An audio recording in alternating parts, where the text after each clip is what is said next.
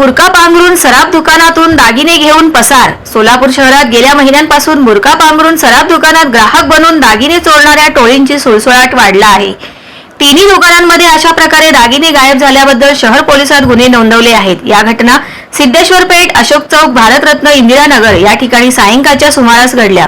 पहिली घटना अशोक चौक राजेश ज्वेलर्स मध्ये शुक्रवारी दिनांक 24 रोजी सायंकाळी 4:30 ते 5:30 या वेळेत घडली। येथील दुकानाचे मालक राजेश अंबादास पेंडम वय 30 राहणार साईबाबा चौक, न्यू पाचापेठ, सोलापूर यांनी जेल रोड पोलीस ठाण्यात फिर्याद दिली आहे।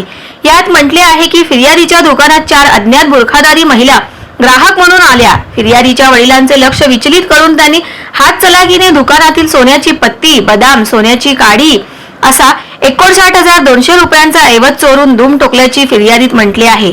पोलीस नाईक सोनार या प्रकरणात तपास करीत आहेत।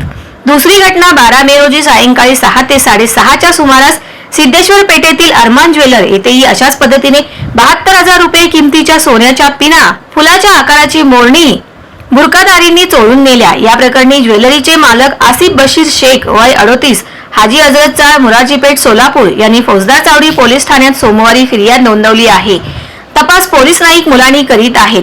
तिसरी आणखीन एक घटना 5 एप्रिल रोजी भारतरत्न, इंदिरानगर, 70 फूट रोड येथील शिवकुमार ज्वेलर्स मधून चौघा बुरखाधारींनी मालक खुर्शीद आलम अब्दुल समद शेख वय 37 व कामगारांचे लक्ष विचलित करून 6,400 रुपयांचे 8 तोळे वजनाचे चांदीचे पैंजण चोरून पळून गेल्याची फिर्यादीत म्हटले आहे। सदर बाजार पोलीस ठाण्यात गुन्हा नोंदला आहे। तपास हवालदार इप्पलपल्ली करीत आहेत।